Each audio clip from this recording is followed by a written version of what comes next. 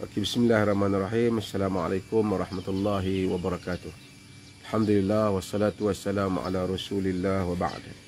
Hari ini kita akan bincangkan secara ringkas tentang hadis Abu Hurairah radhiyallahu an yang diriwayatkan oleh Imam Bukhari, yang hadis ini biasa selalu kita dengar, tapi kita akan detailkan tentang perbincangannya itu sedikit.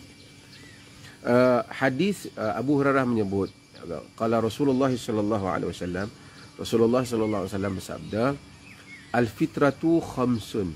Fitrah itu ada 5. Fitrah ada 5 ni maksud benda yang menjadi sunnah para anbiya, yang diamalkan oleh para nabi, yang patut ada pada manusia, kerana manusia ini diciptakan di atas fitrah. Ada 5 perkara. Perkataan 5 ni tidaklah menunjukkan bahawasanya 5 tu saja yang ada. Sebahagian ulama mengira sampai 30 lebih fitrah para anbiya ini, bahkan lebih daripada itu. Cuma Nabi fokus nak sebut 5. Macam kita kata ada 5 saya nak sebut, bukan 5 saja, tapi ada lebih daripada itu. Tetapi dalam topik ni Nabi menyebut 5 fitrah yang menjadi perkara yang patut kita bagi perhatian. Apa yang 5 itu? Yang pertama Nabi kata, pertama al-khitan, iaitu khitan. Khitan maksudnya ialah kita bersunat orang kita kata kan, circumcision. Kita membuang kulit yang meliputi hasyafah ataupun kemaluan lelaki. Khitan ini adalah merupakan sunnah. Para ulama berbincang tentang hukum khitan ini. Aliran yang pertama menyatakan bahawasanya khitan ini ia wajib untuk lelaki dan makrumah untuk perempuan. Maksudnya perempuan ni kalau buat okeylah, bagus, tapi tidak diwajibkan. Perkataan makrumah ni dia ambil daripada satu riwayat hadis, sunnatul rijal makrumatun linnisa, sunnah untuk lelaki dan makrumah untuk nisa. Tapi riwayat ini dhaif. Jadi dia kata yang pertama ni, aliran yang pertama kata lelaki je wajib, perempuan kalau buat bagus, elok, tapi tak ada, bukan satu kewajipan dalam agama. Pendapat yang kedua menyatakan khitan ini wajib untuk lelaki dan perempuan. Pendapat yang ketiga dia kata bahawasanya khitan ini sunat untuk lelaki dan perempuan. Itu dalam mazhab Malik dan juga dalam qaul Abu Hanifah. Jadi kita ada 3 pendapat. Cuma saya, kalau tanya saya, kita di Perlis ni kita fatwa tentang khitan wajib bagi lelaki. Adapun bagi perempuan, sebelum tu wajib bagi lelaki kerana ada dalil-dalil yang menunjukkan wajib. Kerana nak khitan ni dia bukan mudah, dia nak kena tunjuk aurat kat orang. Kalau aurat tu boleh tunjuk, bukan dia boleh ambil, dia potong sendiri, kan? Jadi kalau dia boleh tunjuk aurat tu, menunjukkan bahawasanya benda tu satu kewajipan. Kalau setakat sunat, orang tak tunjuk aurat kita pada orang. Jadi itu untuk lelaki. Nabi SAW dalam hadis kata, Nabi Ibrahim alaihissalam, ikhtatana Ibrahim wa huwa ibnu 80. Nabi Ibrahim khitan masa dia umur 80 tahun. Dalam hadis yang diriwayatkan oleh Al-Bukhari dan juga Muslim. Dalam riwayat dia kata bil qudum, dengan kapak. Bukanlah maksud Nabi Ibrahim tu maksudnya saiz dia ke apa, tapi maksudnya kapak ni alat yang digunakan zaman dulu lah. Ada kapak yang halus, yang tajam. Yang penting untuk mengelakkan kesakitan itu. Okey. Kita di Perlis kita pilih pendapat lelaki wajib tapi perempuan tidak wajib. Perempuan boleh makrumah, dia boleh melakukannya, satu benda yang baik jika sekiranya mendapat nasihat pakar. Jadi kalau doktor tengok, pakar tengok, dia kata elok dia ni berkhitan, kita khitan. Kerana kemaluan perempuan ini dia tak sama. Ada kemaluan perempuan yang lebih, macam sebahagian perempuan Arab tu, sebagian ulama menyebutkan macam dengan balung ayam. Maksudnya dia punya lebihan labia dia dan seumpamanya labia dia dan berlebihan yang mungkin dia tak suka lelaki tengok dia punya berlebihan tu. Dia macam kosmetik surgery, dia boleh pergi potong dengan nasihat doktor. Itu pun tengok bila dia besar lah dia boleh lakukannya. Tapi kecil-kecil lahir terus nak pergi potong, kita tidak kata itu merupakan amalan agama. Kita tidak ada amalan agama yang seperti itu. Hadis-hadis berhubung dengan wanita disuruh berkhitan, kesemuanya tidak sahih, dhaif. Jadi ia tidak boleh jadi hujah. Di peringkat antarabangsa sekarang, para doktor tidak dibenarkan untuk melaksanakan amalan ini, khitan kepada perempuan ini. Jadi kita di Perlis telah bermesyuarat, panggil pakar dan lihat, dan kita bincang di sudut hadis. Kita bersetuju dengan pendapat yang dikeluarkan oleh sebahagian besar ulama-ulama di Azhar dan juga Dr. Yusuf Al-Qaradawi yang menyatakan perempuan tidak perlu khitan, melainkan jika sekiranya ada keperluan lah dia nak buat. Misalnya bila dia besar, dia tengok dia punya alat sulit dia tu tak berapa comel, lebih dia tu. So dia rasa esok kahwin suami tengok tak menarik. So dia pun pergi minta doktor potong sikit yang terkeluar tu, yang terlebih tu. Itu khitan yang seperti itu makrumah. Itu tidak mengapa, tidak menjadi masalah. Tapi kalau kecil-kecil, adakah kalau kecil-kecil lahir je kena pergi hantar khitan? Itu adalah pendapat yang disebut oleh Al-Imam An-Nawawi, disebut oleh sebahagian kalangan para ulama. Ramai juga yang menyebutnya, tapi kita tidak memilih pendapat itu. Lelaki, of course, wajib khitan. Wajib khitan. Perempuan kena tanya pakar, kena tanya pakar. Bahaya. Setengah orang kata perempuan kena potong sikit baru dia tak ada nafsu. Dan agama tak suruh wanita tak ada nafsu. Macam mana lelaki kalau kahwin dengan wanita tak ada nafsu? Pening lelaki tu. Jadi dia perlukan wanita yang ada nafsu lah, tapi nafsunya disalurkan kepada tempat yang halal. Jadi dia kalau kahwin dengan perempuan yang langsung tak bertindak balas, apa makna rumah tangga dia dalam hal yang seperti itu? Ini semua kadang-kadang ta'liq yang ataupun ulasan yang tidak begitu kukuh untuk dipegang. Okey. Macam mana khitan tadi kita bagi tahu. Untuk kemaluan lelaki itu dia dibuang di bahagian hasyafah dia, di bahagian depan kemaluan dia itu, supaya banyaklah kelebihan dia. Di satu sudut dia bersih lah. Sebab tu orang Islam ni, Yahudi juga, mereka berkhitan dan bersih mereka di sudut itu. Kalau yang dan kotoran-kotoran tu tak duduk di kulit itu kan. Jika yang tak potong tu dia akan banyak kotoran di situ, terutama bila time orang solat dan seumpamanya. Tapi yang pentingnya ialah baik juga untuk suami isteri kan. Kerana bila bergaul suami isteri, tentu tempat-tempat itu kadang-kadang menjadi permainan suami dan isteri. Kalau sekiranya dia bersih, ialah sesuatu yang baik untuk hubungan rumah tangga. Bila nak khitan? Tak ada had bila nak khitan, tetapi ada riwayat yang kata khitan masa umur 7 tahun, tapi riwayat-riwayat ni dhaif. Riwayat Hasan dan Husain khitan masa umur 7 tahun juga dhaif. Tapi orang Arab memang khitan masa kecil-kecil lagi. Ibnu Abbas radhiyallahu anhuma, Abdullah bin Abbas yang hadisnya kita sebut sebelum ini, dia kata Rasulullah sallallahu alaihi wasallam, Rasulullah wa ana ibnu 10 sinin makhtunan. Aku Rasulullah sallallahu alaihi wasallam wafat, aku umur 10 tahun dalam keadaan aku telah berkhitan. Kama-kala. Dia maksudnya telah berkhitan. 10 tahun telah berkhitan. Ibnu Taimiyah rahimahullah taala, dia kata kalau boleh budak-budak ni khitan sebelum dia balik lah. Nanti dia akan sampai sebelum dia nak solat, nak apa. Kemudian sebelum tu dia pun tak terangsang, tak apa. Jadi mudah untuk urusan khitan itu sendiri. Dari segi hukum pun dia nak tengok aurat dia memang boleh. Tapi artinya lebih awal. Janganlah sampai dah sekolah menengah baru nak khitan. Bulu hari-hari pun dah ada. Jangan benda ni tak molek lah. Okey. Apakah sunnah yang kedua? Sunnah yang kedua ialah al-istihdad. Jadi dia Nabi itu wal istihdad. Istihdad ialah istihdad ialah cukur bulu hari-hari.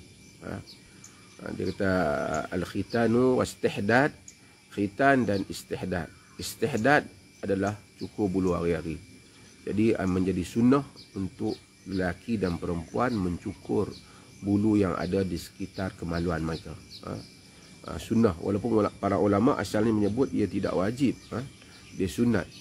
Tetapi mereka sebut jika sekiranya isteri tu dia tak cukur tu menyebabkan suami tengok pun tak lalu, maka suami suruh dia cukur, hendaklah dia mencukurnya, wajib dia mencukurnya. Dan same goes to, sama jugalah untuk lelaki. Kerana kalau sekiranya dia biar bulu hari-hari dia sehingga menyebabkan isteri tengok pun takut, terkejut isteri dia kan, tengok pun berserabut, nak bermesra pun tak ada mood, maka dia wajib untuk dia membersihkannya kalau sampai ke peringkat itu. Kerana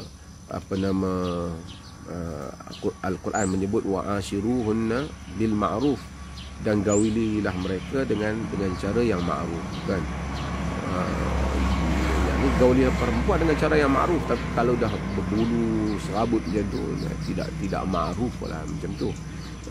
Dan dalam hadis, dalam ayat yang lain Allah menyebut walahun mithlul ladzi alaihinna bil ma'ruf, bagi wanita itu mereka mendapat hak seperti mana yang menjadi tanggungjawab mereka untuk melakukan ma'ruf. Bukan saja wanita menjadi tanggungjawab untuk buat benda-benda bagi cantik di hadapan suami, bagi suami bernafsu tengok dia, suami juga demikian kan, supaya isteri dia tengok elok. Nanti dia saja nak tengok isteri cantik, dia pun dengan perut terjorai, misai berserabut, ataupun tadi bulu hari-hari menakutkan.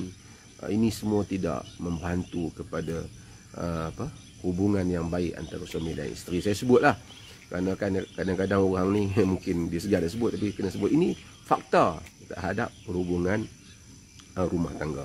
Jadi disunahkan untuk dia buang semua, dia buang bulu hari-hari dia ataupun bulu di kemaluan dia.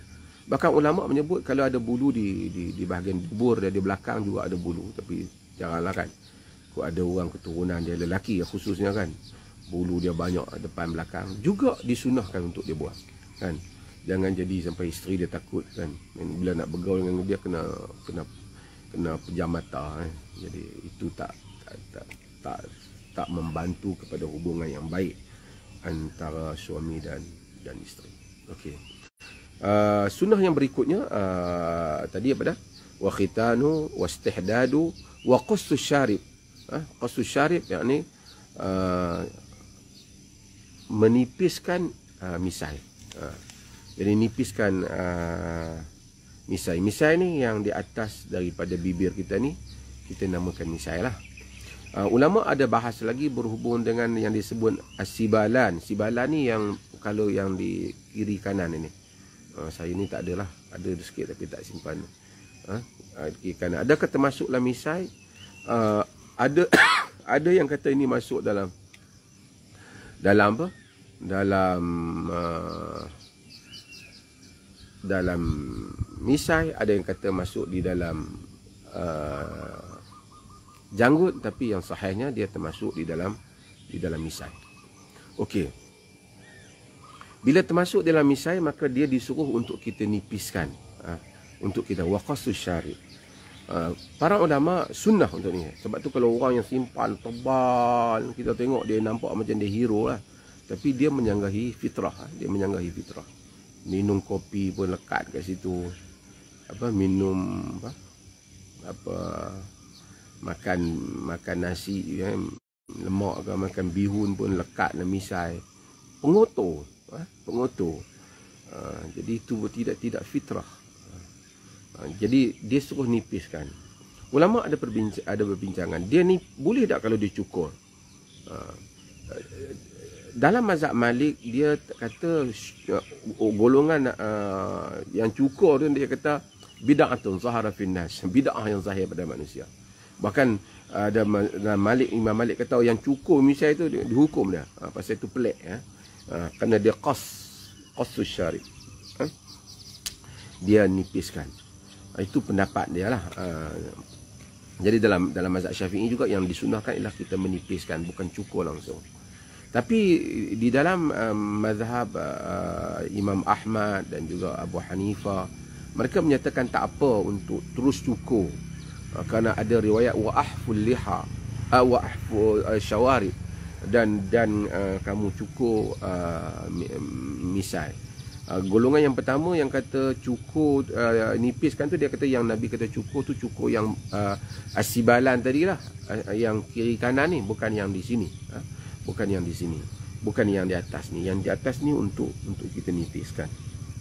Jadi ada beberapa pandangan mazhab, tetapi yang kukuhnya ialah kita nipiskanlah, kerana itu yang ada di dalam sunnah Nabi sallallahu alaihi wasallam ini disebut.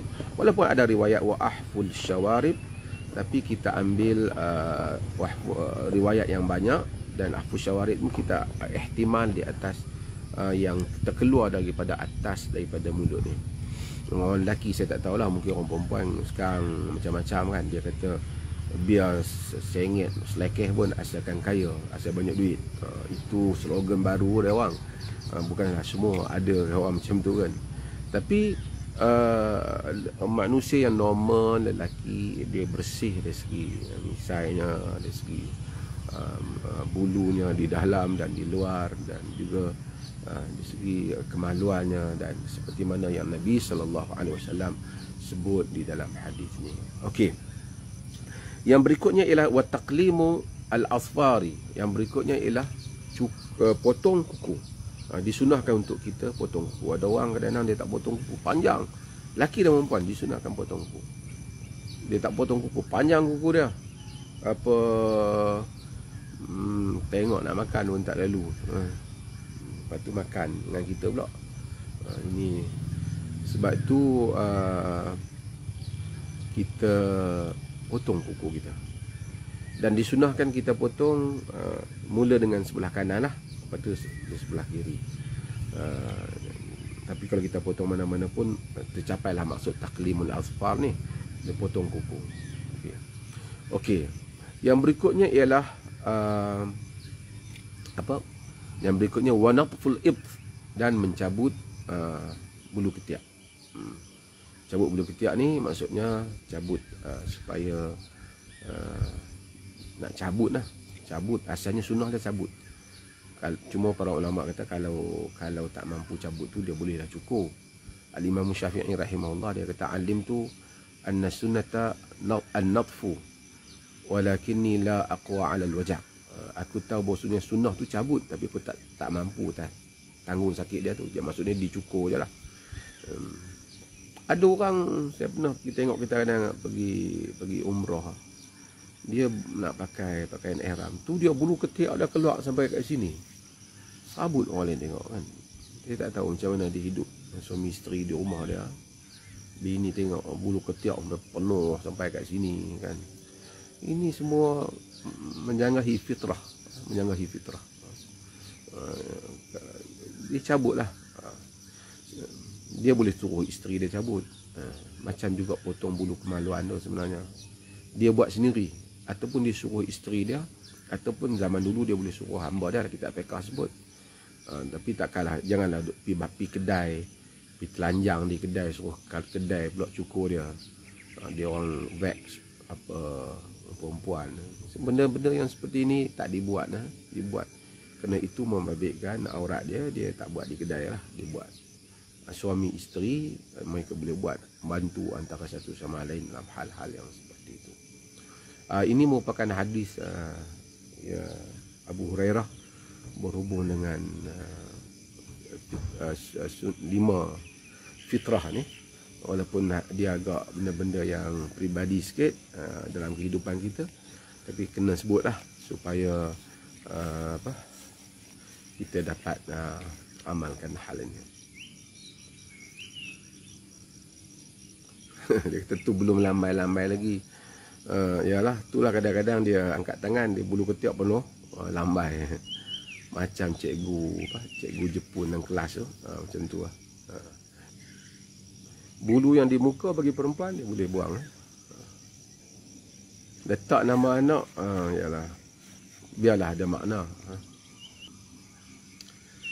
Okey, clear kah penerangan? Tadi saya kita baca siapa kata dia tak tahan dengar benda-benda ni, mungkin tak sesuai dengan dia. Tapi benda ni sunnah fitrah untuk satu orang tahu. Agama tak pernah kata untuk kurangkan nafsu. Nafsu perempuan, saya tak fikir ada lelaki mau kahwin dengan perempuan yang tak ada nafsu. Agama tak pernah kata perempuan kurangkan nafsu. Ada ustaz kata, tanya dia lah dia ambil mana. Tapi di mana dalil?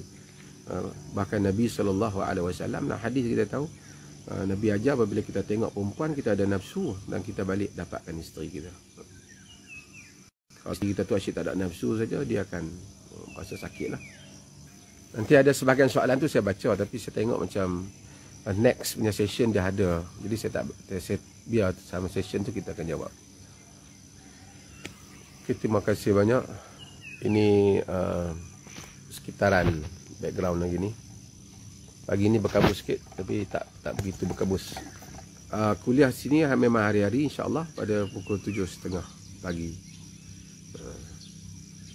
Okay, assalamualaikum warahmatullahi wabarakatuh.